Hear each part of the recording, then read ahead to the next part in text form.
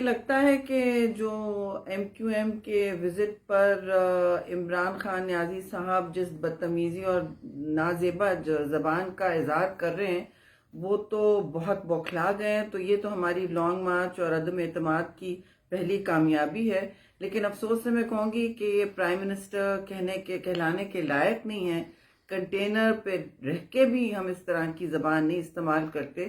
خیر ہم تو ڈفرینٹ قسم کی جماعتیں، ان کو دیکھیے کہ یہ وہاں کہہ رہے ہیں کہ فلاں آصف علی زرداری میری بندوق کی نوک پر ہے.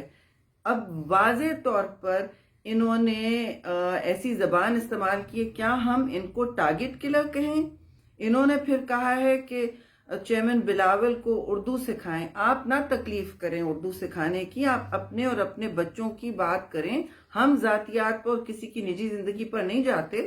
ان کی اردو آپ سے بہتر ہے اور آپ دوسروں کی فکر نہ کریں. اب آپ اپنے ممبر سنبھالیں جن کی دوڑیں لگی ہوئی ہیں، اور ظاہر ہے آپ کی بھی دوڑیں لگی ہوئی ہیں. آپ ایم کیو ایم تک پہنچ گئے ہیں اور اپنے بھولے ہوئے اتحادیوں کے پاس کشکول لے کے پھر رہے ہیں ووٹوں کے لیے.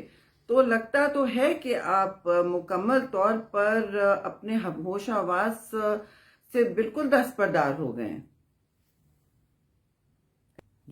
اور آپ احتساب کی دھمکیاں کس تنظیم کو دے رہے ہیں، کس شخص کو دے رہے ہیں جس نے 12 سال جیلیں کاٹی ہیں، جس نے جو اکوٹ ہوا ہے عدالتوں سے. اور نیب کا تو آپ جو ہتھیار ہے وہ کہاں تک یوز کریں گے؟ اس کی اب لائف ختم ہو گئی ہے جی. اس کی دھمکیاں بھی کوئی کام نہیں کرتی. پیپلز پارٹی کسی گرفتاری سے یا کبھی عدالتی قتل سے بھی نہیں گھبرائی ہے. ہم وہ تنظیم ہیں جو ڈٹ کے سامنا کر رہے ہیں، اور مزامسی سیاست آپ نے کرنی ہے تو وہ بھی آتی ہے. لیکن ہم آپ کے لیول کی بات نہیں کریں گے. ہم آپ کی ذاتیات پر، آپ کی فیملی پر نہیں بات کریں گے. اور میں آپ کو پھر ایک دفعہ یاد دلا دوں کہ یہ پرائم منسٹر جب کہتا ہے کہ میں یہ کر دوں گا، میں وہ کر دوں گا، انتقامی سیاست جب پرائم منسٹر کرنے لگتے ہیں تو وہ ویسے ہی ملک کا ایک ان کی ساکھ ختم ہو جاتی ہے. یہ ان کی ساکھ ان کے پیروں تلے سے نکل رہی ہے. اور اب یہ اس طرح باتیں کر رہے ہیں کہ جس طرح جیسے لگتا ہے کہ یہ بالکل جو ڈوبتا بندہ ادھر ادھر ہاتھ مارتا ہے، یہ ہاتھ مار رہے ہیں.